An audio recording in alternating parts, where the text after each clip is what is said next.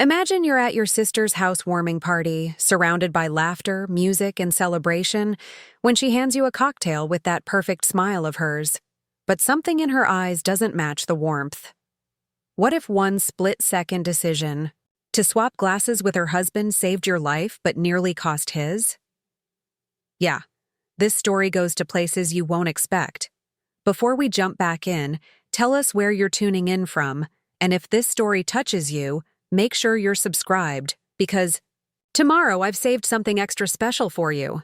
The invitation came on cream-colored cardstock, embossed with gold lettering that screamed expensive. Join us for an evening of celebration as we christen our new home. Typical Jessica. Even a simple housewarming had to be an event worthy of a magazine spread. The address was in Belmont Heights, the kind of neighborhood where every lawn looked manicured by professional landscapers, and every house had a 3-car garage. I'd driven past places like this my whole life, never imagining I'd actually be invited inside one. It was October in San Diego, the kind of perfect evening where the temperature drops just enough to make you grateful for the warmth of indoor lighting. The Santa Ana winds had died down that afternoon, leaving the air still and heavy with the scent of jasmine from the neighbor's garden. Jessica's new house was a modern masterpiece, all clean lines and floor-to-ceiling windows that offered glimpses into rooms that looked like they'd been staged for a real estate photo shoot. I arrived at 7 sharp, clutching a bottle of wine that had cost me more than I typically spent on groceries in a week. The parking situation alone should have been my first warning sign. Every car in the driveway was either German or had a price tag that exceeded my annual salary. My Honda Civic looked like a lost puppy among the BMWs and Mercedes. I almost turned around right there. But Jessica had been texting me for weeks about this party, insisting I had to come, that it wouldn't be the same without me. The front door was answered by a woman in a crisp white shirt and black slacks, clearly hired help for the evening. She took my wine with a polite smile and directed me toward the living room where the sounds of conversation and jazz music drifted out. The interior was even more impressive than the exterior, with soaring ceilings, contemporary art that probably cost more than my rent, and furniture that looked like it belonged in a design museum rather than someone's home. There were about 40 guests scattered throughout the main floor, and I recognized exactly 3 of them. Jessica had always moved in different circles than I did, even when we were kids.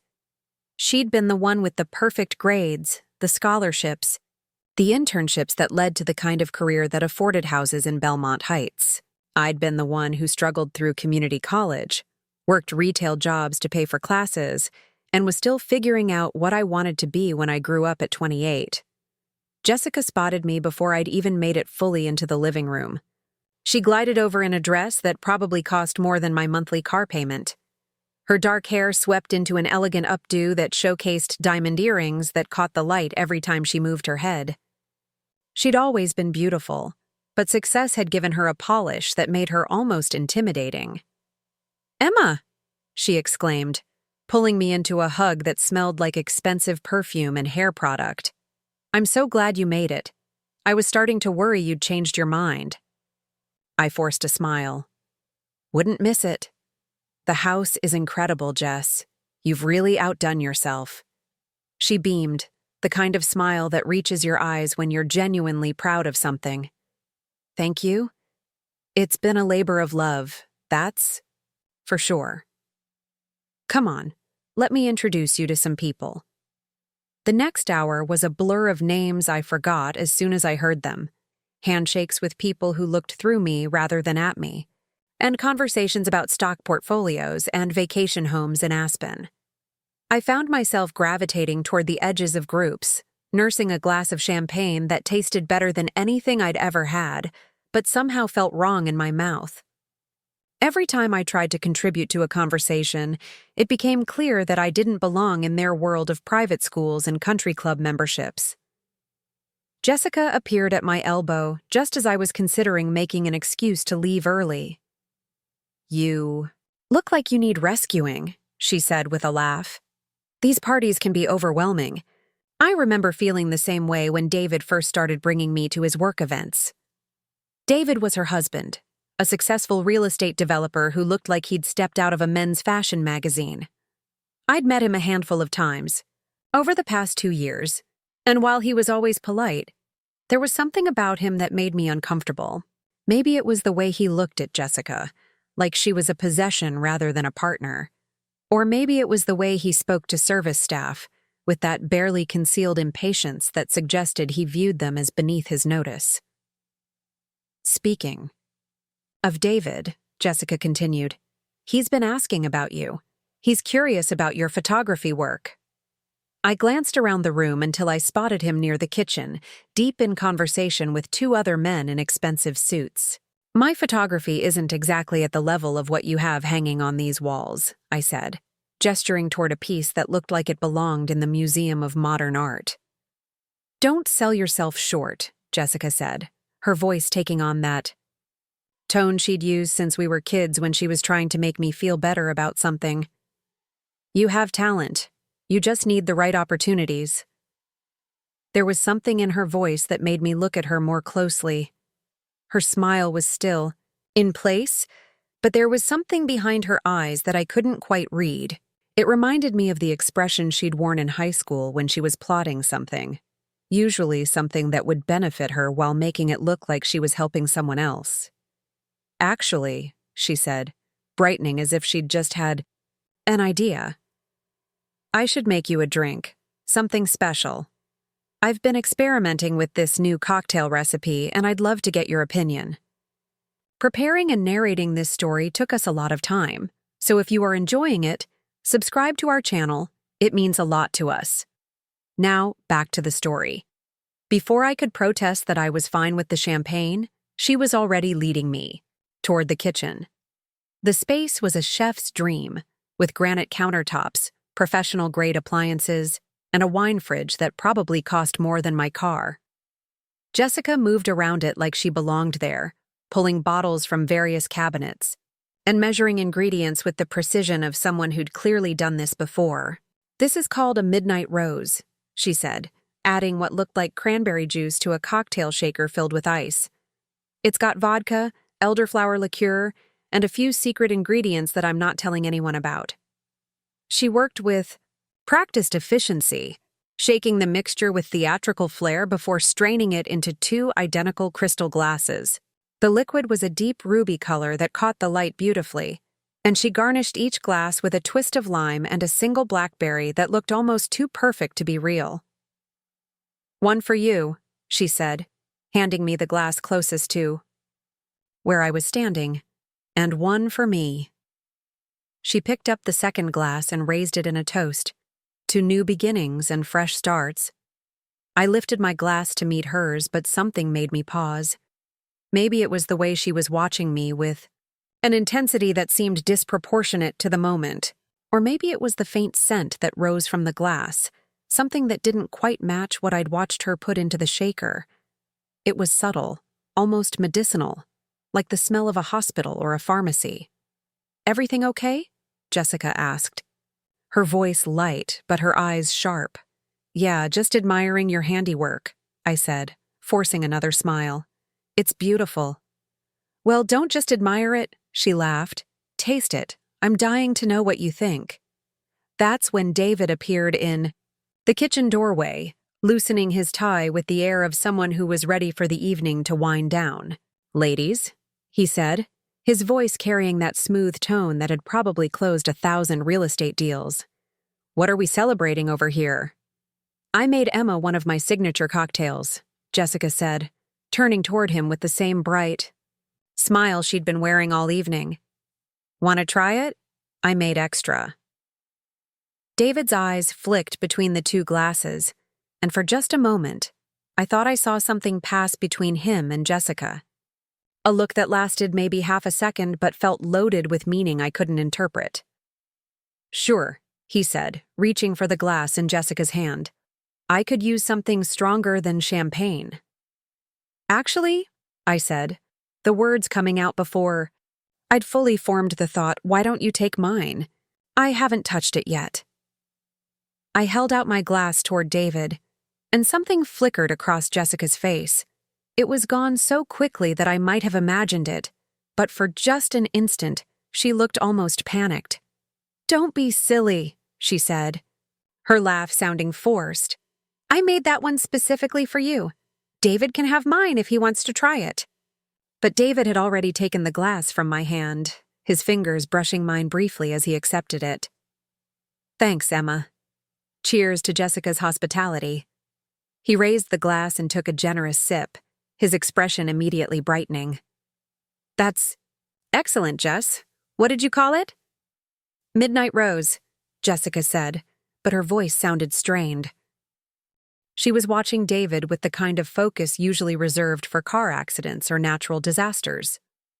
"Well, it's definitely going into my repertoire," David said, taking another drink. "You'll have to write down the recipe for me."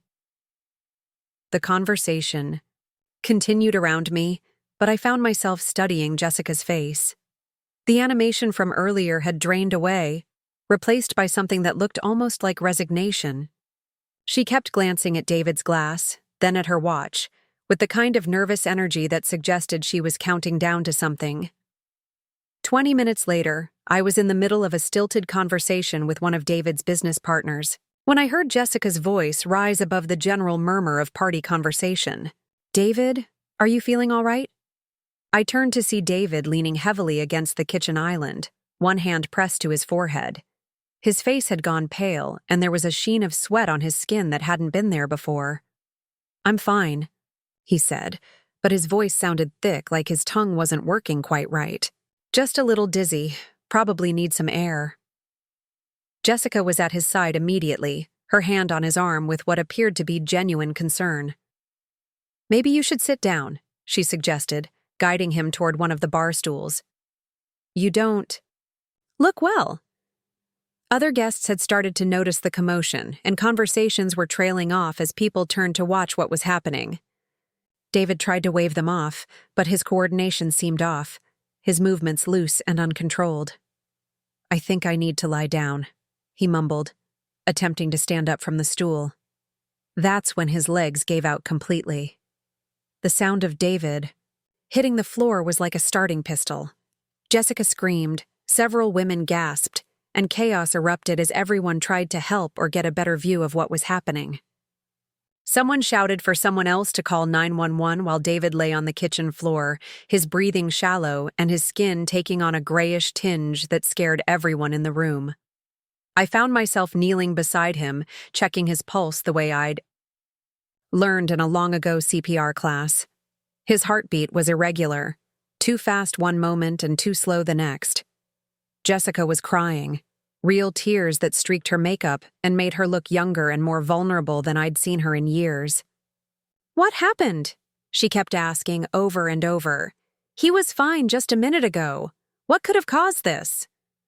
The paramedics arrived within 10 minutes, but it felt like hours. They worked with professional efficiency, asking questions about David's medical history and what he'd had to eat or drink that evening. Jessica told them about the cocktails, about how he'd seemed fine until suddenly he wasn't. "Any medications?" one of the paramedics asked as they prepared to transport David to the hospital. "Blood pressure medication," Jessica said, her voice shaky. "And something for acid reflux. Nothing that should have caused this." They loaded David onto a stretcher and wheeled him out to the ambulance, Jessica climbing in beside him after grabbing her purse and keys. The party effectively ended at that moment, guests offering awkward condolences and promises to check in later before making hasty exits. I stayed to help clean up, partly out of genuine concern and partly because something about the evening felt unfinished. As I loaded glasses into the dishwasher, I found myself thinking about the moment when David had taken my drink instead of his own. The timing seemed important somehow, though I couldn't put my finger on why. The kitchen was nearly clean when I noticed something on the floor near where David had collapsed. It was small, easy to miss in the chaos of the evening. A tiny glass vial, empty except for a few drops of clear liquid clinging to the sides. I picked it up carefully, holding it up to the light. It looked like the kind of thing that might contain essential oils or some kind of concentrated extract. I slipped the vial into my pocket without really thinking about why. Maybe it was curiosity, or maybe it was the same instinct that had made me offer my drink to David in the first place. Either way, I knew I'd made the right choice when I found myself alone in Jessica's pristine kitchen, wondering what kind of secret ingredients she'd really put into that midnight rose. The hospital waiting room smelled like antiseptic and anxiety. Jessica sat in one of the uncomfortable plastic chairs, still in her party dress, but looking nothing like the polished hostess from earlier in the evening. Her makeup was streaked, her hair had come loose from its elegant updo, and she kept wrapping and unwrapping her arms around herself like she couldn't get warm. I'd driven myself to the hospital after finishing the cleanup at the house, telling myself I was just being a good sister.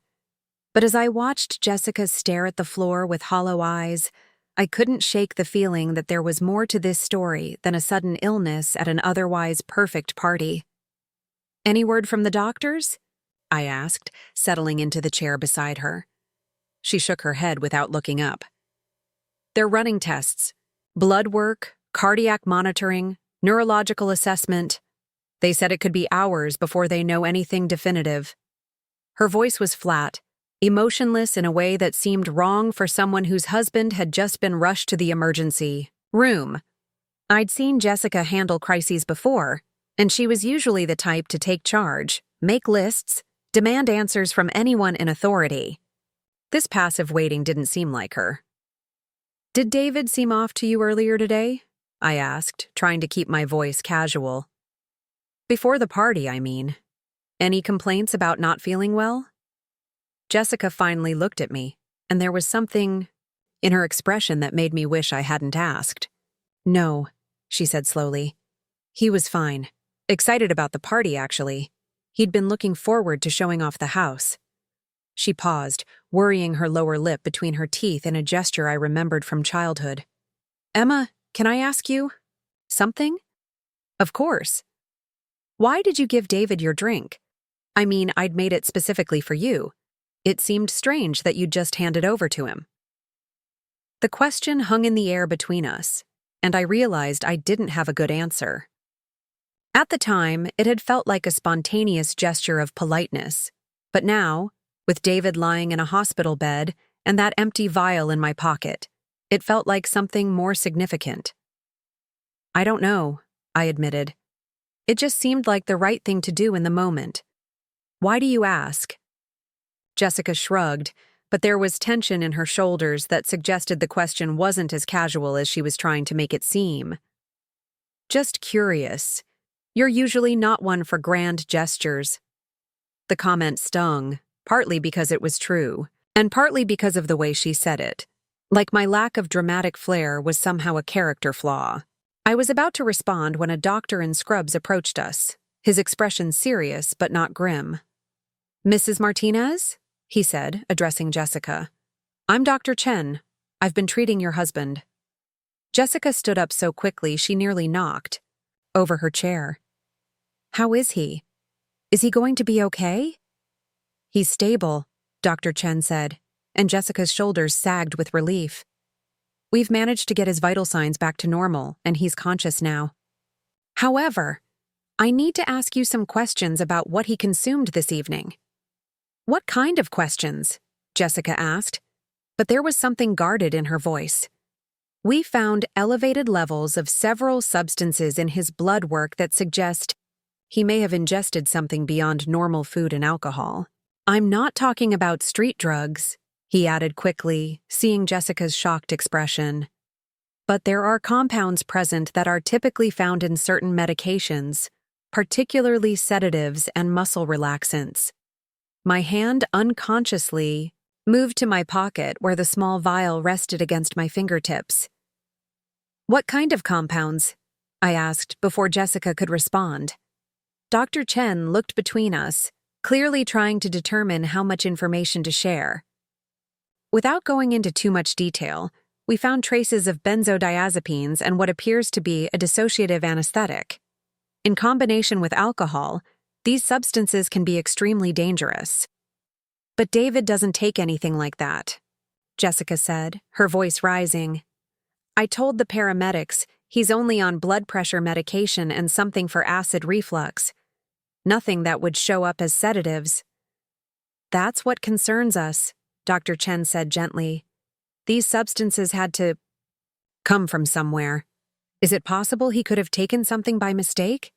Mixed up medications, perhaps? Jessica shook her head emphatically. No, absolutely not. David is meticulous about his medications. He has one of those weekly pill organizers, and he never deviates from his routine. The doctor nodded, making notes on his tablet. We'll need to keep him for observation overnight, possibly longer depending on how he responds to treatment. But I have to ask, and please don't take this the wrong way, is there any possibility that someone could have given him these substances intentionally? The question dropped into the conversation like a stone into still water, creating ripples of implication that reached into every corner of the evening. Jessica's face went through a series of expressions: shock, confusion, and something that might have been fear. You're asking if someone tried to drug my husband? She said, her voice barely above a whisper. I'm asking if there's any reason to believe that what happened tonight wasn't accidental, Dr. Chen said carefully. Hospital. Policy requires us to contact the authorities when we encounter potential cases of poisoning, whether intentional or not.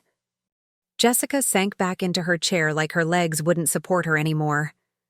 Oh God, she whispered. Oh God, this is really happening. I studied her face, looking for signs of the panic or outrage I would expect from someone whose spouse had just been the victim of a crime. Instead, what I saw looked more like resignation, as if she'd been expecting this conversation all along. Jessica, I said slowly, is there something you're not telling us? She looked up at me with eyes that seemed to hold years of secrets. Emma, I think we need to talk, privately. Dr. Chen took that as his cue to leave, promising to update us as soon as there was any change in David's condition. As soon as he was out of earshot, Jessica grabbed my arm with a grip that was tight enough to leave bruises. Not here, she said urgently. Too many people, too many ears. Can we go somewhere else? 20 minutes later, we were sitting in Jessica's car in the hospital parking garage, the silence between us heavy with unspoken truths. She'd been quiet during the elevator ride down, and now she sat with her hands gripping the steering wheel even though the engine wasn't running. I need to tell you something, she finally said, her voice so quiet I had to lean forward to hear her. But first, I need you to promise me that you'll hear me out completely before you react. Jessica, you're scaring me. Promise me, Emma, please. I nodded, though every instinct I had was telling me I wasn't going to like whatever she was about to say. She took a shaky breath and closed her eyes. The drink I made for you tonight, the Midnight Rose. It wasn't just vodka and elderflower liqueur. My stomach dropped, though I'd already suspected as much. What else was in it? Rohypnol, she whispered, and ketamine. The words hung in the air between us like a physical presence.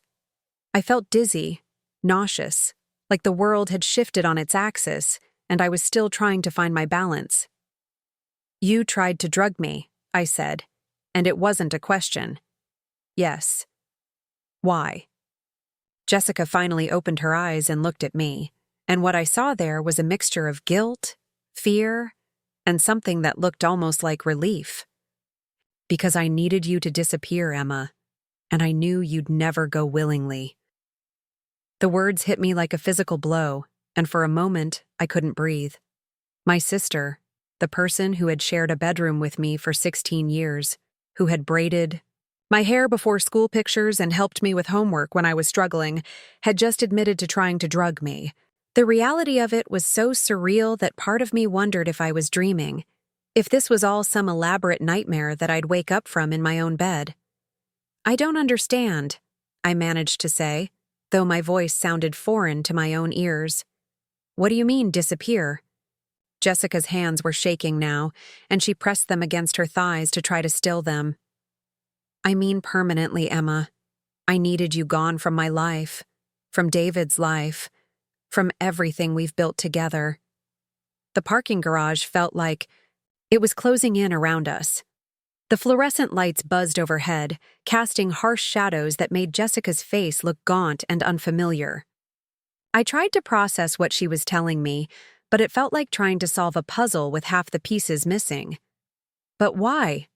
I asked, and I hated how small my voice sounded. "What did I ever do to you?" Jessica laughed, but there was no humor in it. It was the kind of laugh that comes from a place of deep pain and resentment, the kind that speaks to years of buried feelings finally breaking the surface. "What did you do?" she repeated. "Emma, you exist. That's what you did. You exist. And you're everything I can never be." I stared at her, completely lost. "I don't understand." "Jessica, look at your life. Look at this house, your career, your marriage. You have everything. What could I possibly have that you want?" "Authenticity," she said simply. "You have authenticity. And I have nothing but a beautiful prison." She turned in her seat to face me fully, and I could see tears starting to form in her eyes. "Do you know what my life is really like, Emma? Do you have any idea what it's like to be married to David Martinez?" I shook my head, still trying to make sense of the conversation. "He controls everything," she continued, her voice gaining strength as she spoke. "What I wear, who I talk to, how I spend my days. That party tonight? It wasn't my idea. It was his. He wanted to show off the house, show off his successful wife, prove to his business partners that he'd made all the right choices." She wiped her eyes with the back of her hand, smearing her already ruined makeup. "I haven't made a real decision about my own life in 3 years, Emma. Not one. He picked out my engagement ring, he chose the wedding venue, he decided where we'd live and what kind of car I'd drive. Even my job at the marketing firm, he got me that position through one of his connections." The information was coming too, fast for me to fully absorb. This wasn't the Jessica I thought I knew, the confident, successful woman who seemed to have it all figured out. This was someone else entirely, someone who had been hidden behind a carefully constructed facade. "But if you're unhappy, why don't you just leave?" I asked, though even as I said it, I realized how naive the question sounded. "Leave?" Jessica's laugh was bitter now. "Emma, do you think it's that simple? David has made sure that I'm completely dependent on him. The house is in his name only. The car is registered to him. My credit cards are all connected to his accounts. I don't even have access to my own paycheck. It gets deposited directly into an account that he manages." She paused, taking a shaky breath. "And even if I could leave, he's made it very clear what would happen if I tried. He has connections everywhere in this city. He could destroy my career with a few phone calls, make sure I never work in marketing again. He's told me exactly what he'd do, in detail, if I ever embarrassed him by trying to walk away." The picture she was painting was horrifying, but I still didn't understand how it connected to what had happened tonight. "Jessica, I'm so sorry. I had no idea things were that bad. But what does any of this have to do with trying to drug me?" Her expression hardened, and for a moment I saw a flash of the old Jessica, the one who had always known exactly what she wanted and how to get it. "Because you represent everything I can't have, Emma. You're free in ways I'll never be again. You make your own choices, even if they're not always the right ones. You live in that tiny apartment because you want to, not because someone else picked it out for you. You work jobs that make you happy instead of jobs that look good on paper." She was getting more agitated as she spoke, her voice rising in the confined space of the car. "And David sees it too. He sees how you live, and it makes him nervous. He's been asking questions about you for months. Why don't you have a real career? Why aren't you married? Why do you seem so content with so little?" The pieces were starting to come together in a way that made my stomach turn. "He sees me as a threat to his control over you. Exactly, Jessica said, and there was something almost like pride in her voice, as if she was impressed that I'd figured it out. He's been pressuring me to cut contact with you for over a year. At first, it was subtle suggestions, comments about how you were holding me back or setting a bad example. But lately, it's been more direct. She reached into her purse and pulled out her phone, scrolling through what looked like text messages. Look at this. These are from last week. She handed me the phone, and I read the messages with growing horror. They were from David, sent while he was supposedly at work, detailing exactly what he thought of me and my influence on Jessica. The language was harsh, degrading, and left no doubt about his feelings. Your sister is a loser, and she's making you look bad by association, one message read. I've worked too hard to build our reputation to have it dragged down by your white trash. Family. Another message was even more explicit. I want her out of our lives permanently. I don't care what it takes. Handle it, or I will. I handed the phone back to Jessica, my hands trembling. So you decided to drug me instead of standing up to him? I didn't know what else to do, she said, and now she was crying openly. Emma, you don't understand what he's capable of. Last month, when I tried to have lunch with you without telling him first, he locked me in the house for 3 days. He took my car keys, my phone, everything. He told everyone I was sick with the flu. The confession hung between us like a toxic cloud.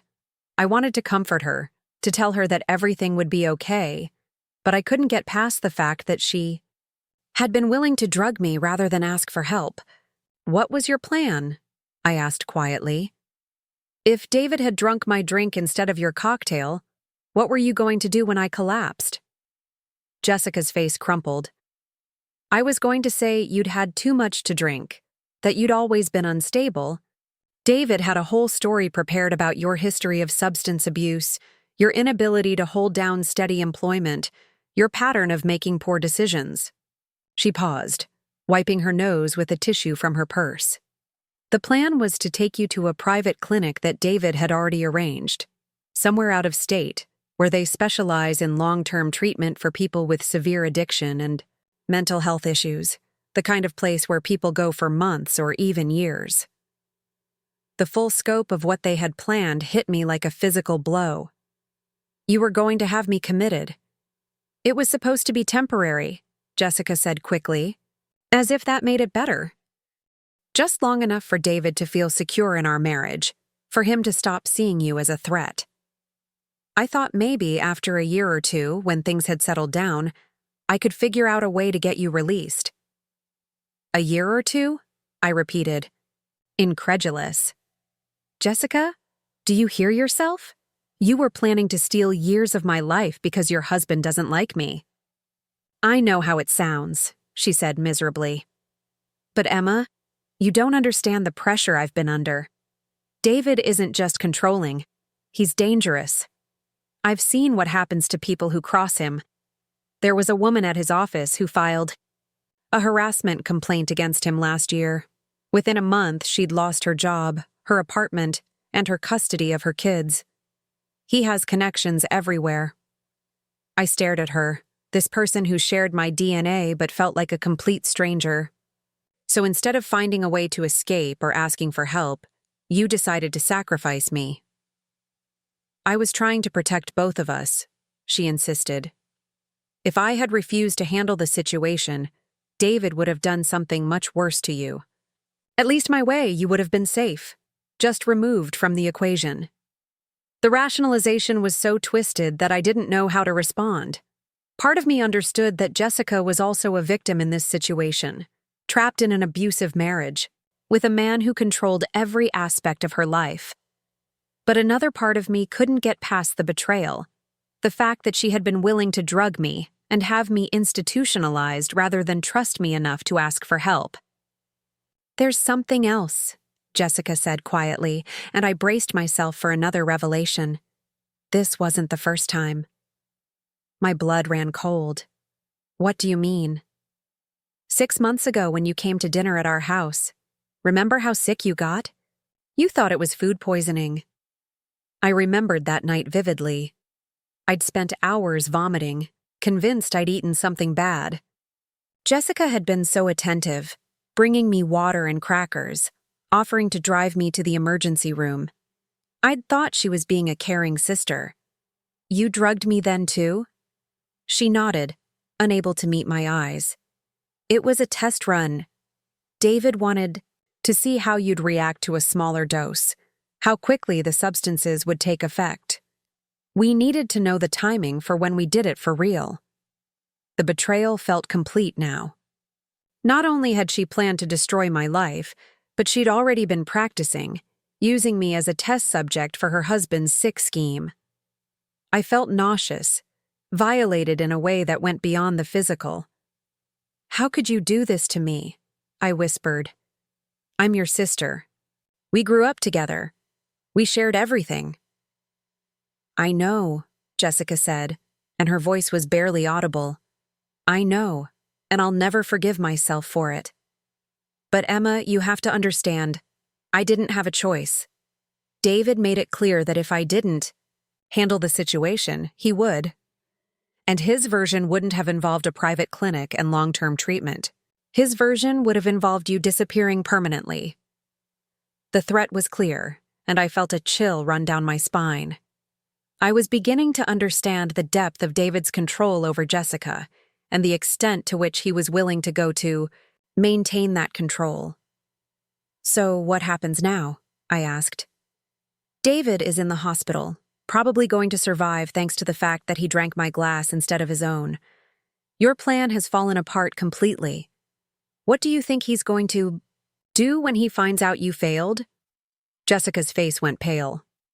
"I don't know," she admitted. "I haven't thought that far ahead. I was so focused on just getting through tonight that I didn't plan for what would happen if something went wrong." I reached into my pocket and pulled out the small vial I'd found on Jessica's kitchen floor. "Is this what you used?" She stared at the vial like it was a venomous snake. "Where did you find that?"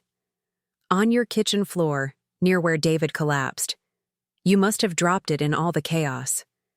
Jessica took the vial from my hand, turning it over carefully. "This changes everything," she said quietly. "If the police find this, if they connect it to what happened to David, they'll know it wasn't an accident." "Maybe that's not such a bad thing," I said. "Maybe it's time for the truth to come out." She looked at me with panic in her eyes. "Emma, you don't understand. If David finds out that I was the one who drugged him, even by accident, he'll kill me. I'm not being dramatic. I mean, he will literally kill me." The fear in her voice was real, and despite everything she had done to me, I felt a stab of sympathy. She was trapped in a situation that had no good outcomes, and her desperation had driven her to make choices that she never would have considered under normal circumstances. "Then we need to get you out of there," I said. "Tonight. Right now. Before David recovers enough to start asking questions." Jessica shook her head. "There's nowhere for me to go. He controls everything, Emma. My bank accounts, my credit cards, even my phone plan. If I try to leave, he'll track me down within hours." "What about your job? Don't you have any financial independence there?" "My paycheck goes directly into an account that he monitors. I get an allowance for personal expenses, but it's barely enough to cover groceries and gas. I couldn't even afford a hotel room for more than a night or two." The systematic nature of David's control was becoming clearer, and I realized that Jessica's situation was even worse than I'd initially understood.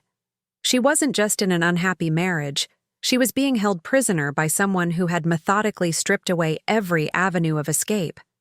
"What about friends, family, someone who could help you get started somewhere new?" "What friends?" Jessica laughed bitterly. "David made sure to isolate me from anyone who might have been able to help. He convinced me that my old friends were jealous of my success, that they were trying to undermine our marriage. And as for family, you're the only one left who would even consider helping me, and look what I did to you." The weight of her isolation was staggering.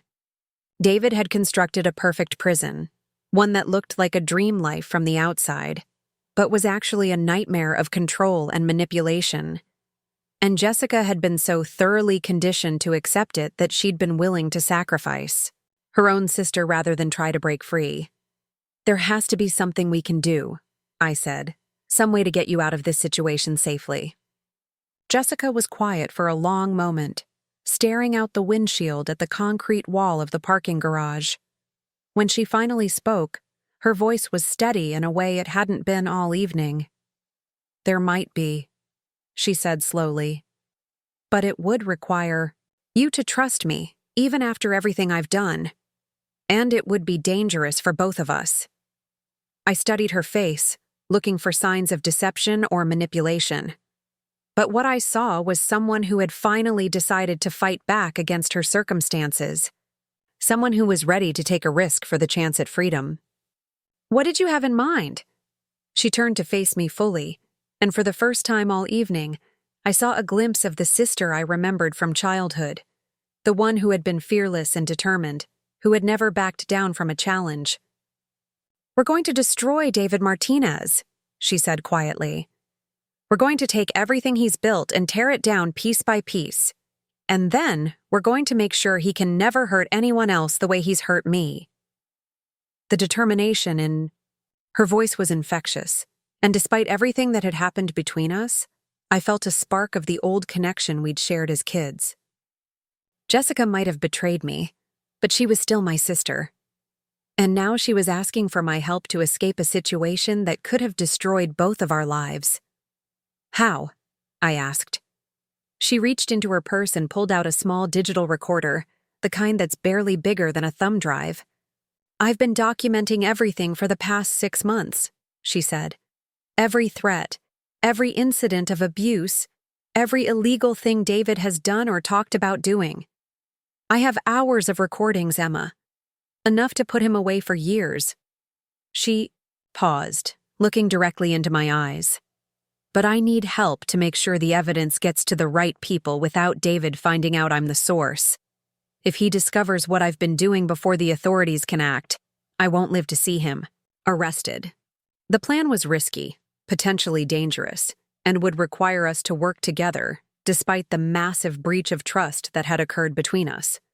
But as I sat there in that parking garage, looking at my sister's desperate face, I realized that this might be our only chance to break the cycle of abuse and control that had nearly destroyed both of our lives. "Okay," I said finally. "I'm in. But Jessica, if we're going to do this, you have to promise me something. Anything. No more lies, no more secrets. From this moment forward, we tell each other everything, even if it's hard to hear. We're either partners in this, or we're nothing at all." She nodded, tears streaming down her face. "I promise, Emma. No more lies." As we shook hands in the dim light of the parking garage, I couldn't help but think about how different this night had turned out from what either of us had planned. What had started as a sophisticated scheme to eliminate me from Jessica's life had become the catalyst for both of us to finally fight back against the forces that had been controlling us. The road ahead would be difficult and dangerous. David Martinez was a powerful man with connections throughout the city, and he wouldn't go down without a fight. But for the first time in years, Jessica and I were on the same side, working toward a common goal that would benefit both of us. Sometimes the most unexpected circumstances can lead to the most profound transformations. What felt like the worst betrayal of my life had actually become the beginning of my sister's journey toward freedom, and my own journey toward understanding the true meaning of family loyalty. The next morning came too soon, and not soon enough. I'd spent the night on Jessica's couch, neither of us willing to leave the other alone after everything that had been revealed. She'd insisted I couldn't. Go back to my apartment, convinced that David would send someone to watch me once he was released from the hospital. The paranoia seemed extreme until she showed me the security system he'd installed throughout their house, complete with cameras in every room except the bathrooms. "He watches everything," she explained as we sat in her kitchen at dawn, drinking coffee that tasted like ashes in my mouth. Even when he's not here physically, he's monitoring what I do, who I talk to, how I spend my time. She pointed to a small device mounted near the ceiling that looked like a smoke detector. Motion, sensors, audio recording, live streaming to his phone. I've learned to live my entire life as a performance for an audience of one. The revelation made my skin crawl, but it also sparked something else inside me. Anger, yes, but also a fierce determination to help her break free from this digital prison. I'd always thought of myself as someone who avoided confrontation, who preferred to solve problems quietly and diplomatically. But seeing what David had done to my sister awakened something primal in me, a protective instinct I didn't know I possessed. "Show me the recordings," I said, setting down my coffee cup with more force than necessary. Jessica hesitated. "Emma, some of this is really hard to listen to. I don't want you to think less of me for not fighting back sooner." "I could never think less of you for surviving," I replied, and I meant it. The events of the previous night had shifted my perspective completely. What I'd initially seen as betrayal, I now understood as desperation born from months of psychological torture. She led me to a home office that looked like it belonged in a magazine spread, all clean lines and expensive furniture. But hidden behind a row of decorative books was a small safe that Jessica opened with shaking fingers. Inside were 3 digital recorders, each no bigger than a flash drive, along with a stack of printed documents and photographs. "I started recording conversations about 4 months ago," she explained, handling the devices like they were made of precious metal. "At first, it was just to help me remember things, because David had a way of making me question my own memory of events. But then I realized I was documenting something much bigger." She plugged one of the recorders into her laptop, and David's voice filled the room with such clarity that I instinctively looked around to see if he'd somehow entered without us noticing. The conversation was between David and someone he called Marcus, discussing what sounded like a real estate deal that involved bribing city officials and falsifying environmental impact reports. "This is just the beginning," Jessica said, fast-forwarding through hours of audio. "He's been involved in everything from money laundering to voter fraud. He thinks he's untouchable because of his connections, so he doesn't bother to hide his activities when he's at home." The next recording was even more damning. David's voice, cold and calculating, discussing how to intimidate a witness in a lawsuit against one of his construction projects. The level of detail was chilling, from specific threats against the witness's family to plans for destroying their credit and reputation. "How many people do you think he's destroyed over the years?" I asked, feeling sick to my stomach. "Dozens," Jessica replied without hesitation.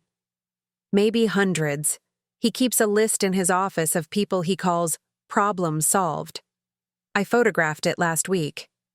She showed me the image on her phone, a handwritten list of names with dates and brief descriptions. Next to each one, bankruptcy filed, lost custody, relocated out of state, committed suicide. The casual way David had documented ruining people's lives was almost too horrifying to process. "Jessica, this isn't just evidence of abuse," I said, staring at the list. "This is evidence of a criminal conspiracy that goes back years.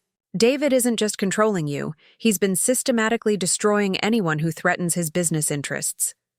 She nodded, tears starting to form in her eyes again. "I know, and I've been complicit in it by staying silent. Every person on that list suffered because I was too scared to speak up." I reached over and took her hand, surprised by how cold her fingers were. "You weren't complicit. You were another victim. There's a difference. And now you're choosing to do something about it, which takes more courage than I think you realize." The transformation in Jessica's expression was subtle but profound. For months, maybe years, she'd been carrying the weight of guilt and shame for her husband's actions. But I could see her beginning to reframe her role in the story, shifting from accomplice to survivor, from victim to whistleblower. "What's our next step?" she asked, and I was struck by how naturally she'd said "our." Despite everything that had happened between us, we were becoming a team. I thought about the resources available to us, weighing our options carefully. We need to get this evidence to someone who can act on it immediately before David realizes what we're doing. But we also need to make sure you're protected once we do. Jessica pulled up a contact list on her phone. "I've been researching this for weeks. There's an FBI agent named Sarah Chen who specializes in public corruption cases. She's handled several high-profile investigations involving city officials and developers." The name was familiar, and after a moment, I remembered why. She was quoted in that newspaper article about the waterfront development scandal last year, the one where 3 city councilmen were indicted for taking bribes. Exactly, and according to my research, she's built her career on cases exactly like David's. Complex financial crimes involving real estate development and municipal corruption. I felt a surge of hope for the first time since this nightmare had begun. "Do you think she'd meet with us?" "I already reached out to her office yesterday." "Before the party," Jessica admitted. "I told them I had information about ongoing criminal activity involving city contracts and development projects. They said Agent Chen could meet with me this afternoon if I was willing to provide preliminary evidence." The fact that Jessica had already taken steps to contact law enforcement filled me with a mixture of pride and fear. Pride because it showed she'd been planning her escape long before our confrontation in the hospital parking garage. Fear because it meant we were committed to a course of action that could have deadly consequences if David discovered what we were doing. "There's something else we need to discuss," I said, dreading the conversation but knowing it was necessary. "What happens to you after we turn over this evidence? Even if the FBI acts quickly, it could take weeks or months for them to build a case strong enough to arrest David. You can't stay in this house with him during that time." Jessica's face went pale. "I've been thinking about that too. I have a little money saved, cash that I've been hiding from small purchases over the past few months. Maybe enough for a week or 2 in a cheap motel." "That's not enough," I said, firmly. "David will tear this city apart looking for you once he realizes you're gone. You need to disappear completely, and you need resources to stay hidden until he's arrested." I pulled out my phone and started scrolling through my contacts, looking for someone who might be able to help.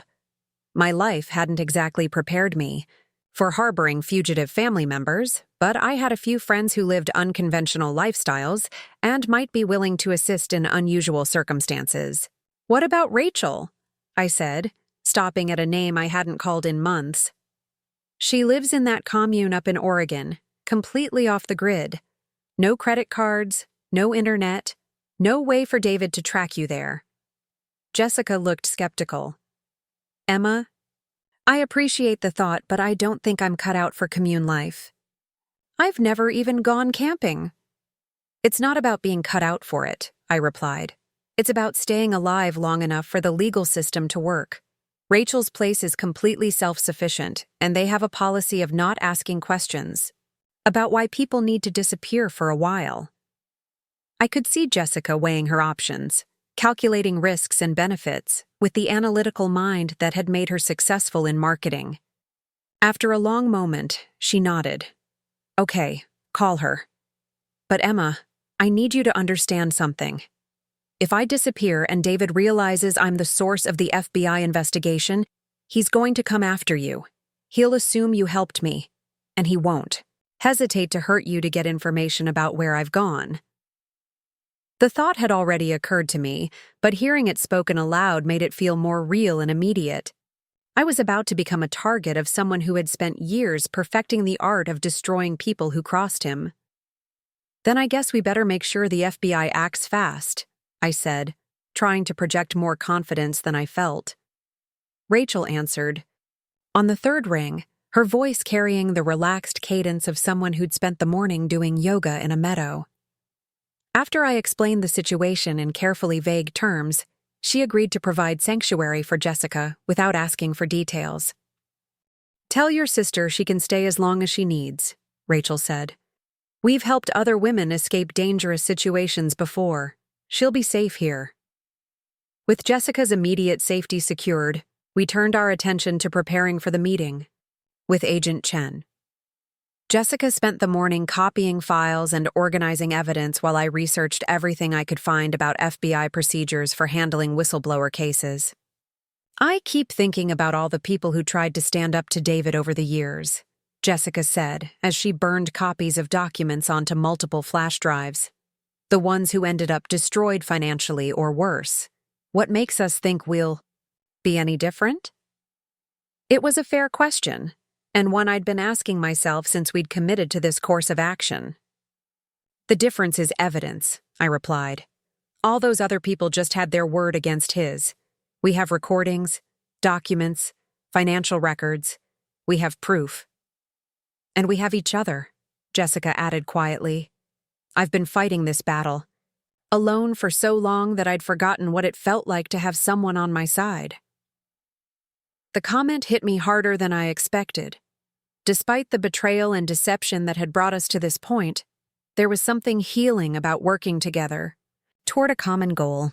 We were rebuilding our relationship on a foundation of shared purpose rather than shared history. Agent Chen's office was located in a nondescript federal building downtown, the kind of place designed to discourage casual visitors.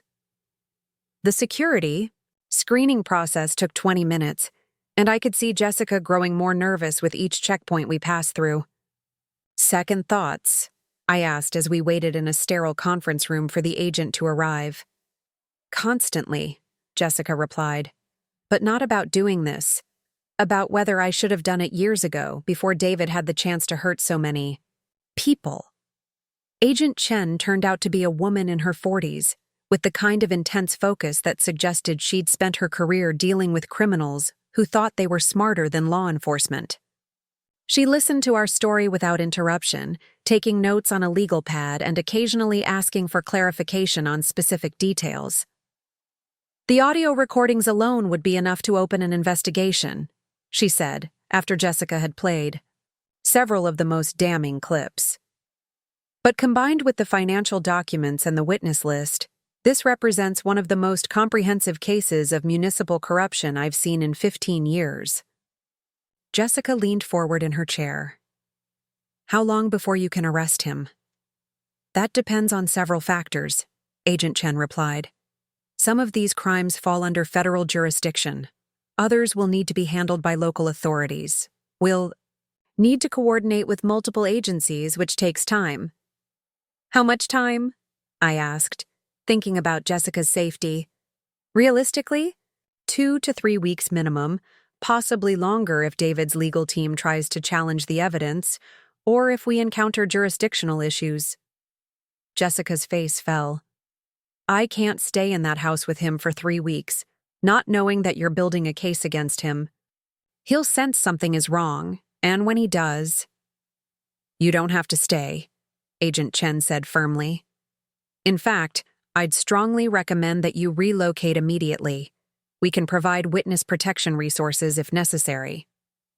"I've already made arrangements," Jessica replied. "Somewhere he won't be able to find me." Agent Chen made another note. "Good. But I want both of you to understand the risks involved here. David Martinez has significant resources and connections. Once he realizes he's under investigation, he's going to use everything at his disposal to identify his accusers and retaliate against them." She looked directly at me. "Emma, you're particularly vulnerable because you're the most obvious person for him to blame for Jessica's disappearance. I'd recommend that you also consider relocating until we can make arrests." The suggestion made sense, but it also felt like letting David win. What if I stayed and helped with the investigation? I could wear a wire, try to get him to incriminate himself further. "Absolutely not," both Jessica and Agent Chen said simultaneously. "Emma, you're not trained for undercover work," Agent Chen continued. and David is too smart to incriminate himself to someone he already suspects. The risk to your safety would be enormous with very little potential benefit to the case. Jessica grabbed my arm. Please don't even consider it. I've already put you in enough danger. I won't let you risk your life to clean up my mess.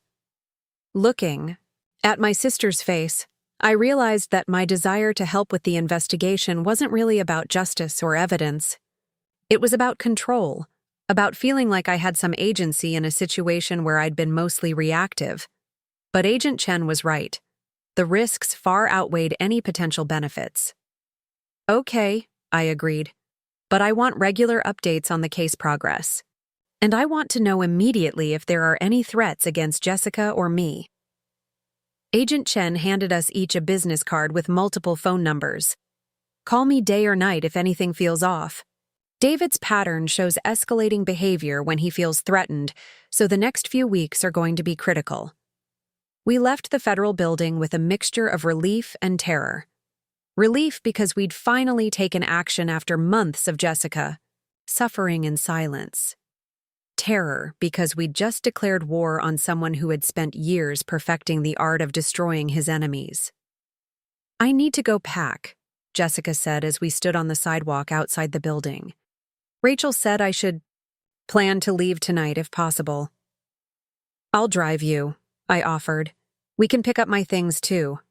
I think Agent Chen was right about me not staying in town. As we walked to Jessica's car, I found myself thinking about how much had changed in the past 24 hours. Yesterday morning, I'd been worried about making rent and wondering if I'd ever find a career that felt meaningful.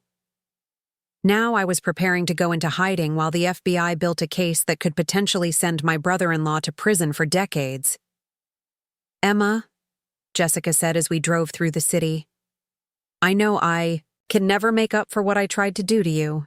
But I want you to know that working with you today, fighting back against David together, it's reminded me of who I used to be before I let fear control my life. I reached over and squeezed her hand. Fear doesn't make you weak, Jess. It makes you human. The fact that you're choosing to fight back despite being terrified, that's what makes you brave. As we pulled into her driveway, I noticed a black sedan parked across the street that hadn't been there when we left. Jessica saw it too, and her hands tightened on the steering wheel. Is that one of David's cars? I asked. No, but that doesn't mean it's not connected to him. He has people who do favors for him, contractors and business associates who owe him money or need his influence for their own projects. We sat in the car for several minutes, watching the sedan and trying to decide if we were being paranoid or appropriately cautious. Finally, Jessica made the decision for both of us. We're going to walk into that house like nothing has changed, she said, her voice steady despite the fear in her eyes. We're going to pack quickly and efficiently, and then we're going to leave town before David has time to realize what's happening. As we walked toward the front door, I felt like we were stepping across a threshold into a new phase of our lives. Behind us lay years of manipulation, control, and fear. Ahead lay uncertainty, but also the possibility of freedom and justice. Sometimes the most important battles aren't won through confrontation, but through the quiet courage to document truth and seek help from those with the power to act on it. Jessica had spent months gathering evidence while living in fear, and now that evidence was going to become the foundation for dismantling everything David had built on the suffering of others. The black sedan was still there when we emerged from the house with our hastily packed bags, but we didn't let it stop us from driving away toward whatever came next. The drive to Oregon felt like traveling through different versions of ourselves. Jessica sat in the passenger seat of my Honda, watching familiar landscapes disappear in the rearview mirror, each mile taking her further from the life she'd known and closer to an uncertain but hopeful future. We'd been driving for 6 hours, stopping only for gas and coffee, both of us afraid to linger anywhere long enough for David's network to catch up with us. I keep waiting for my phone to ring, Jessica said, staring at the device in her lap. For David to realize I'm not coming home tonight. When will he typically expect you back? I asked. navigating through the winding mountain roads that led to Rachel's commune. He usually calls around 9 to make sure I'm where I'm supposed to be.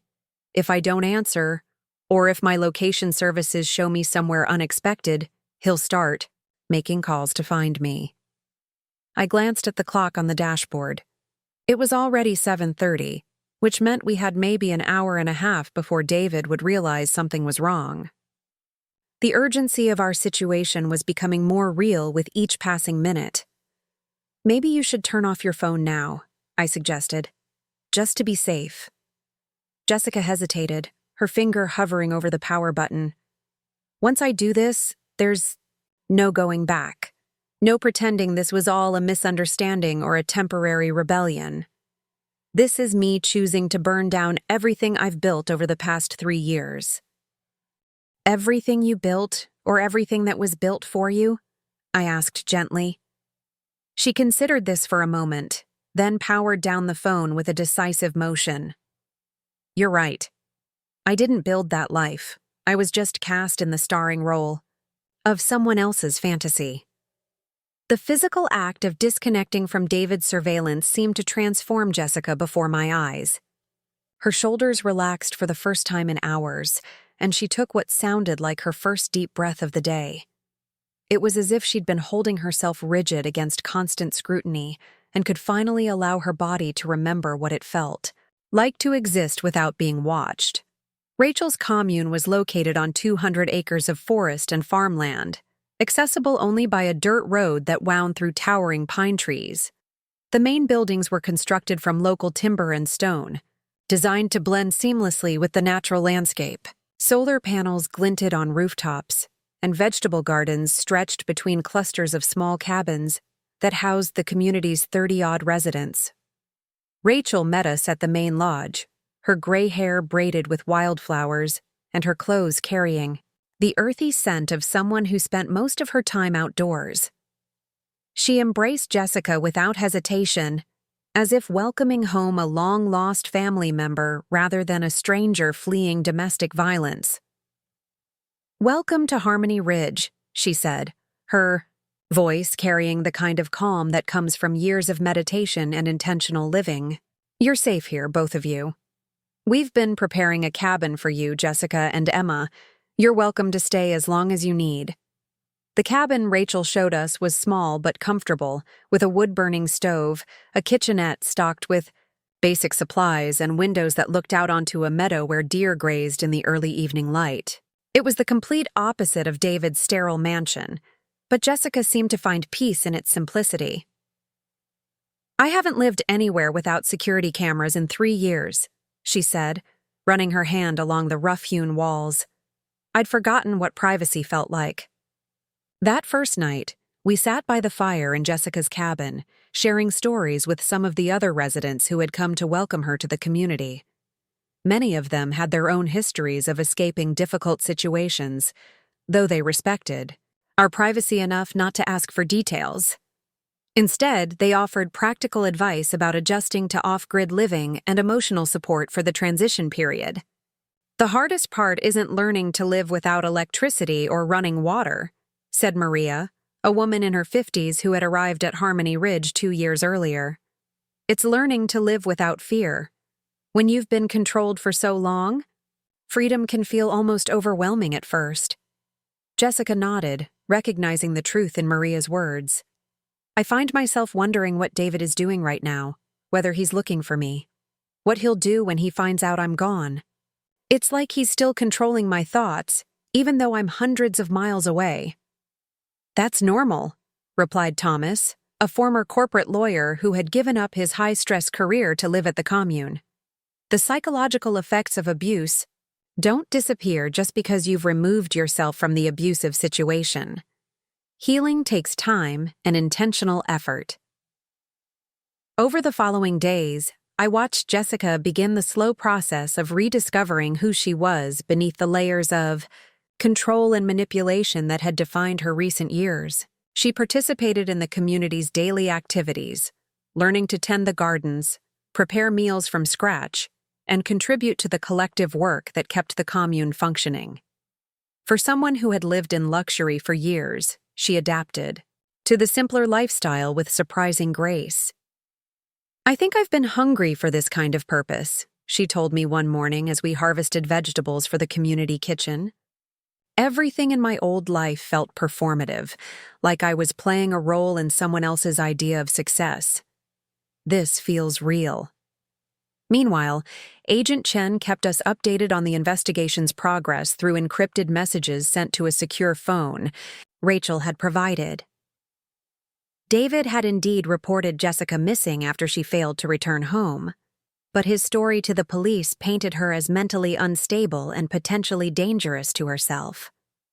The narrative was so detailed and convincing that I realized he must have been planning this character assassination for months.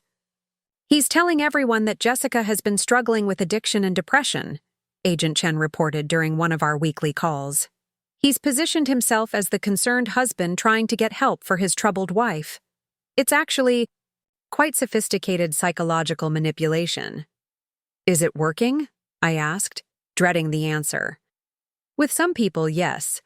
But we've been interviewing individuals from your sister's past, and a different picture is emerging.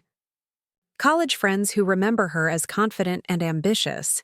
Former co-workers who were surprised by her sudden personality changes after marriage. The contrast is stark enough to raise questions about David's version of events." The FBI investigation was progressing methodically, with agents following the money trails revealed in Jessica's recordings and documents. They discovered a network of corruption that extended far beyond what we'd initially realized, involving city officials, construction companies, and financial institutions. David wasn't just abusing his wife. He was at the center of a criminal enterprise that had been operating for nearly a decade. "We're coordinating with state and local authorities now," Agent Chen explained. "The scope of this case means we need multiple jurisdictions working together. It's complex, but it also means David will face charges on several different levels once we're ready to make arrests." 3 weeks into our stay at Harmony Ridge, I received a call that changed everything. It was my landlord, letting me know that someone had broken into my apartment. The damage was extensive but selective. Personal items had been searched through and scattered, but nothing of obvious value had been stolen. "Sounds like someone was looking for something specific," the landlord said. "Maybe documents or computer files. The police took a report, but without knowing what they were after, there's not much they can do." I shared this information with Agent Chen, who wasn't surprised by the development. "David's escalating his search for Jessica. Breaking into your apartment was probably an attempt to find clues about where she might have gone, or who might be helping her." "Are we still safe here?" Jessica asked when I told her about the break-in. I could see the old fear creeping back into her eyes, the constant vigilance that had defined her life for so long. "As safe as we can be," I replied, though I wasn't entirely convinced myself. "David doesn't know about Rachel or the commune, and we've been careful not to leave any digital trails that could lead him here." But Jessica's question made me realize that we couldn't hide indefinitely. Eventually, we would need to return to our lives, to face whatever consequences came from our decision to expose David's crimes. The thought was terrifying, but it was also motivating in a way I hadn't expected. "You know what?" I said, surprising myself with the determination in my voice. "I'm tired of being afraid of him. We have the evidence, the FBI is building their case, and we've already taken the hardest step by speaking up. I refuse to spend the rest of my life looking over my shoulder because of someone else's crimes." Jessica looked at me with something that might have been admiration. "When did you become so brave?" "When I realized that courage isn't about not being scared," I replied. "It's about doing what's right even when you are scared, and helping you escape from David, making sure he faces consequences for what he's done to you and all those other people. That's the rightest thing I've ever done." The conversation marked a turning point for both of us. Instead of waiting passively for news from Agent Chen, we began planning for what came next. Jessica started working with the commune's educational coordinator to develop job skills that would help her rebuild her career. I used the peaceful environment to reflect on my own life goals and began writing about our experience, thinking it might eventually become a book that could help other people in similar situations. "I want to start a foundation," Jessica announced, one evening as we sat watching the sunset from her cabin's porch. "Something that helps women escape abusive relationships and rebuild their lives. Not just emergency shelters, but long-term support for education, career development, legal assistance, everything they need to become truly independent." The idea was ambitious, but I could see the passion in her eyes as she described her vision. This wasn't just about healing from her own trauma. It was about transforming that experience into something that could benefit others. "You'd be perfect for something like that," I told her. "You understand what it's like from the inside, and you have the business skills to make it work." "I was thinking you could help," she said. "Your photography background would be valuable for telling stories, documenting experiences, helping people see the human side of domestic abuse. And your writing ability could help with grant applications, fundraising, all the communication, work that nonprofits need." The suggestion caught me off guard, but as I considered it, I realized how much sense it made. My career had always felt unfocused, lacking a clear purpose beyond paying bills and pursuing personal interests. But this would be work with meaning, work that could make a real difference in people's lives. "I'd love to be part of that," I said, and meant it completely. 6 weeks after our arrival at Harmony Ridge, Agent Chen called with the news we'd been waiting for. "We're making arrests tomorrow morning," she said, her voice carrying the satisfaction of someone who had been working toward this moment for months. "David Martinez, along with 12 other individuals including city officials and business associates, will be taken into custody on charges ranging from bribery and money laundering to racketeering and witness intimidation." Jessica cried when I told her, but they were tears of relief rather than sadness. After years of feeling powerless against David's control, she was finally going to see him held accountable for his actions. "What happens now?" she asked. "Now we go home," I replied. "We rebuild our lives. We start that foundation you've been planning, and we help other people find the courage to speak up against abuse and corruption." The day of David's arrest, Jessica and I were sitting in the commune's main lodge, surrounded by people who had become like family to us during our time at Harmony Ridge. When Agent Chen called to confirm that David was in custody, the entire room erupted in celebration. These people, most of whom had never met David or fully understood the details of our situation, had invested emotionally in our fight for justice. "This is what community looks like," Rachel said, raising a glass of homemade wine and a toast.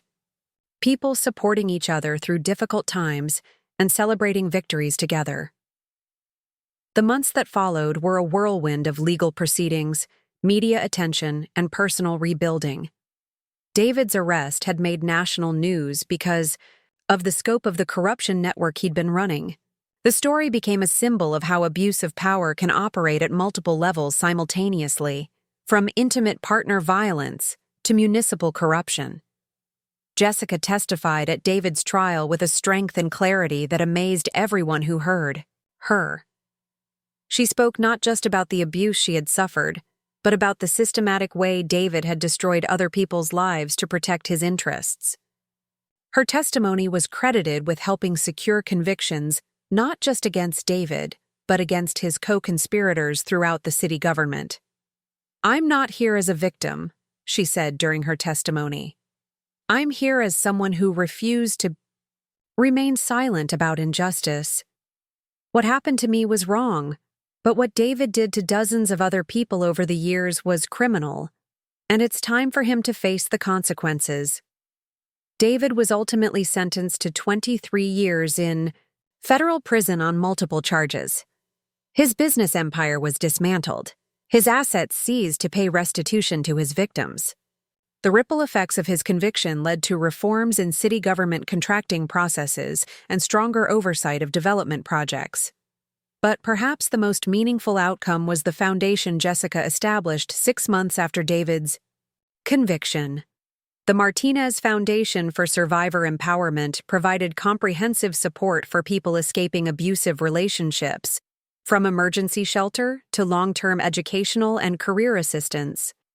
My role as the Foundation's Director of Communications allowed me to combine my skills in photography and writing with work that felt deeply purposeful. "We're not just helping people escape bad situations," Jessica explained to a reporter during one of our first major fundraising events. "We're helping them build new lives based on their own choices and values. That's the difference between rescue and empowerment." 5 years later, the foundation had helped over 300 individuals rebuild their lives after leaving abusive relationships. We'd opened a residential facility at a renovated property outside the city, providing not just safe housing but also educational programs, job training, and therapeutic support. Jessica had transformed from someone who lived in fear of her husband's control to someone who empowered others to take control of their own lives. I'd gone from feeling directionless in my career to finding work that gave my life meaning and purpose. Standing in the Foundation's community garden one afternoon, watching program participants tend vegetables they'd planted and would harvest for their own meals, I reflected on how profoundly our lives had changed. What had started as the worst betrayal imaginable had become the catalyst for both of our most meaningful work. "Do you ever regret how everything happened?" Jessica asked, joining me among the tomato plants. I considered the question carefully. "I regret that you suffered for so long. I regret that David hurt so many people before we stopped him. But I don't regret where we ended up. Sometimes the most painful experiences teach us the most important lessons about what really matters."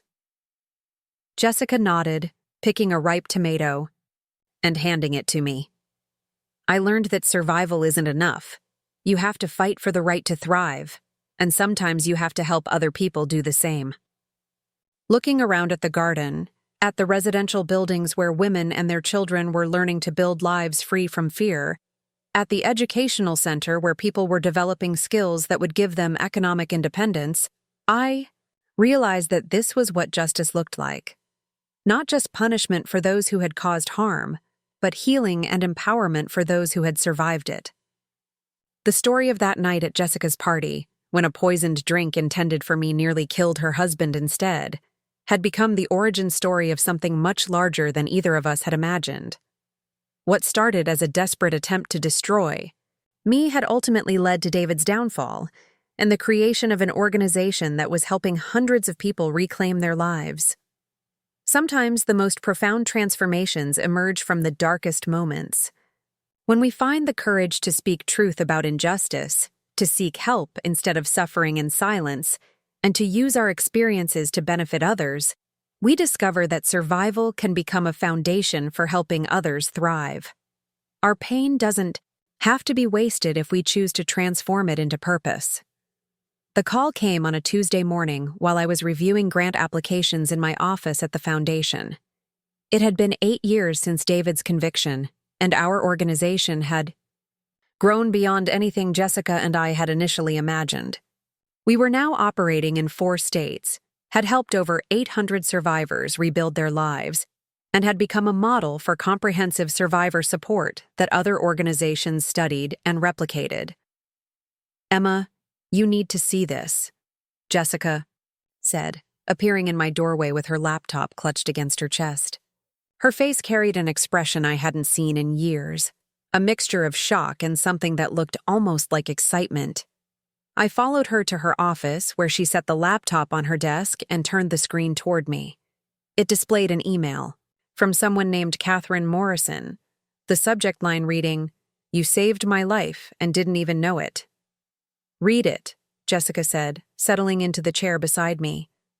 The email began, "Dear Ms. Martinez and Ms. Chen, I don't know if you remember me, but 8 years ago, I was working as a paralegal at Hendricks & Associates when they were handling your brother-in-law's defense. I was the one who kept trying to find ways to discredit your testimony, to make you look unstable and unreliable. I'm writing now because I need you to know that watching you stand up to him, seeing the evidence you presented, it changed my life in ways you never could have imagined. I looked up at Jessica, who was watching my face intently. Keep reading, she urged. Catherine's email continued. At the time, I thought I was just doing my job, helping defend a client against what I believed were false accusations. But as the case progressed and more evidence emerged, I realized I was helping someone cover up years of abuse and corruption. More importantly, I realized that my own marriage had many of the same patterns of control and manipulation that you described in your testimony. The email went on to detail Catherine's own journey of recognition and escape from an abusive relationship. She'd left her husband 2 weeks after David's sentencing, used her legal training to build a new career in family law, and had spent the past 8 years representing other abuse survivors in custody battles and divorce proceedings. I've helped 43 women and 12 men get safely away from abusive partners, Catherine wrote. Every time I sit across from a client who's afraid to leave because they don't think anyone will believe them, I tell them about you two, about how you gathered evidence, built a case, and fought back against someone who seemed untouchable. You didn't just expose David Martinez, you showed all of us that it's possible to fight back and win. Jessica was crying by the time I finished reading, but they were tears of joy rather than sadness. This is why we do this work, she said.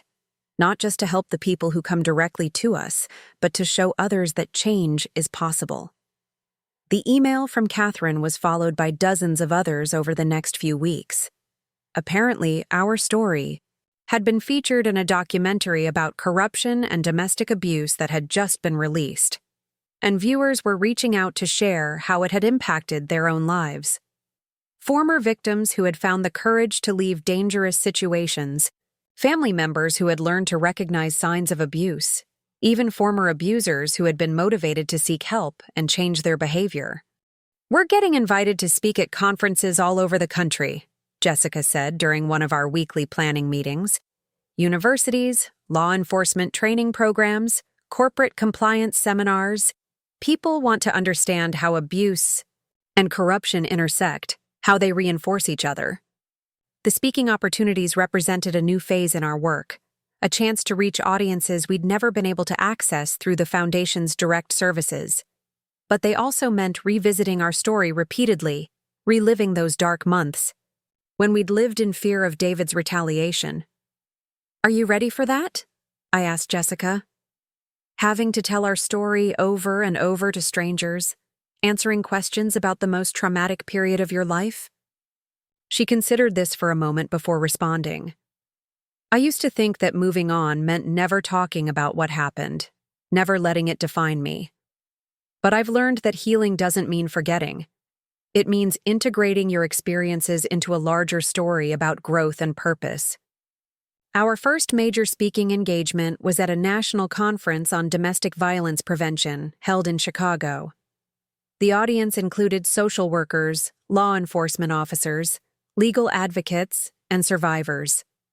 As we took the stage together, I felt the familiar butterflies of nervousness, but also something new, a sense of responsibility to honor not just our own experience, but the experiences of everyone who had found courage through our story. Jessica began by sharing the timeline of her relationship with David, the gradual erosion of her autonomy, the systematic isolation from friends and family. But instead of focusing solely on the abuse, she emphasized her process of documentation and planning, the months of careful evidence gathering that had made prosecution possible. I want everyone here to understand that leaving an abusive relationship isn't just about finding the courage to walk away, she said, her voice carrying clearly through the large auditorium. It's about strategy, preparation, and building a support network that can sustain you through the legal and emotional challenges that follow. When it was my turn to speak, I focused on the perspective of family members and friends, the signs that loved ones can watch for, and the ways they can provide support without making the situation more dangerous. The night I handed my drink to David, I was acting on instinct, I explained.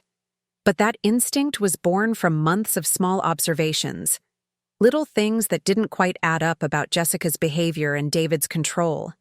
Trust your instincts about the people you care about, and don't let anyone convince you that abuse only happens to certain types of people or in certain types of families. The response to our presentation was overwhelming.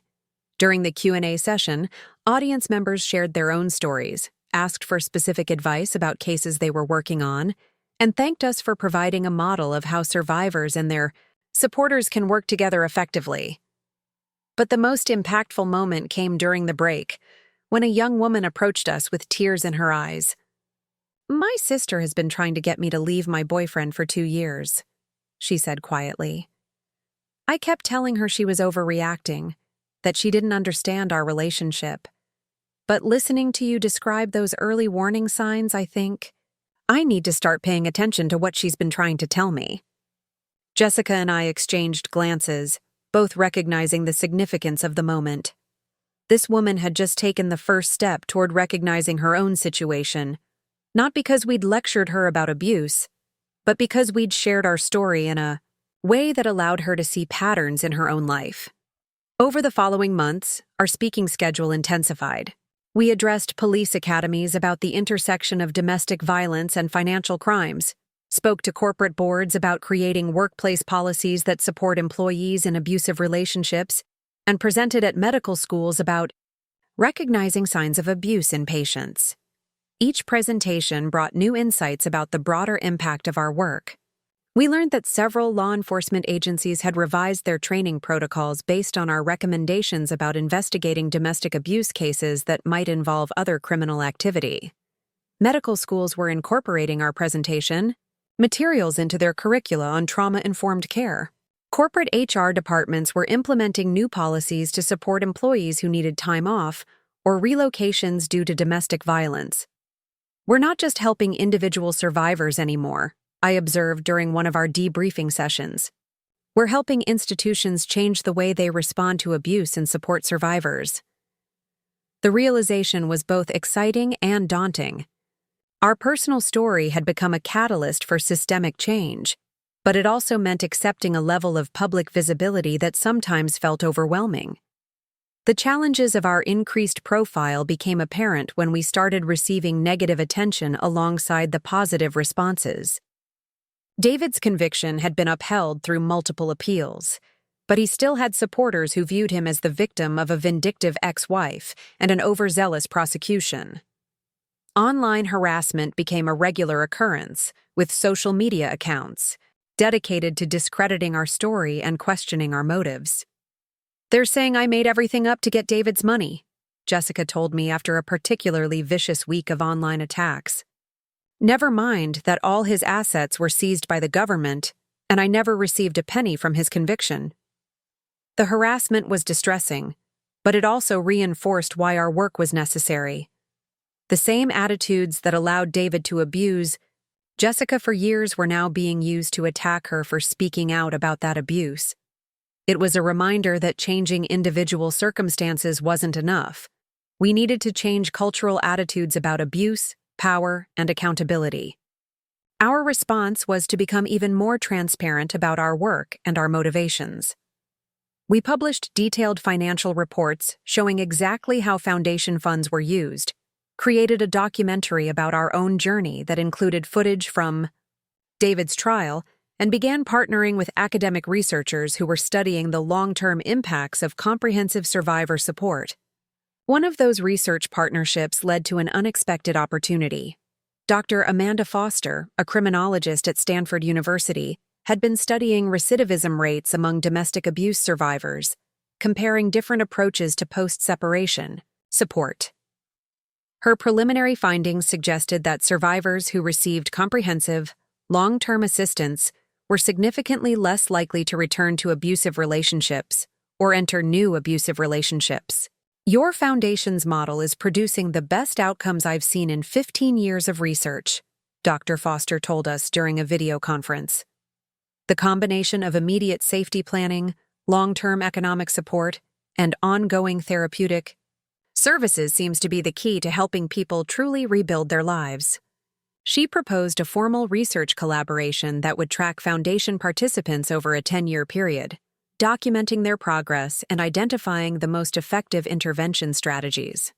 The research would provide evidence-based support for our approach and potentially influence policy decisions about funding for domestic violence services. This could change how survivor services are funded and delivered nationwide, Jessica said after we'd agreed to participate in the study. Instead of just providing emergency assistance and hoping for the best, we could establish comprehensive support as the standard of care. The research collaboration also opened doors to international opportunities. Dr. Foster had connections with organizations in Europe and Australia that were interested in replicating our model in their own contexts. Within 2 years, we were consulting on survivor support programs in 6 different countries, adapting our approach to different legal systems and cultural contexts. I never imagined that what started as my personal survival story would become a global movement, Jessica reflected during one of our planning sessions for an international conference on domestic violence prevention. But perhaps the most meaningful development came closer to home. Our original residential facility had expanded to include a community college partnership that offered survivors the opportunity to complete degrees while receiving support services. The program had just graduated its first class, 23 women and 4 men who had earned certificates or degrees in fields ranging from healthcare to information technology. At the graduation ceremony, I watched Maria Santos accept her certificate in medical assisting. 2 years earlier, she had arrived at our facility with 2 young children, fleeing a marriage where her husband had controlled every aspect of her life, including her access to education and employment.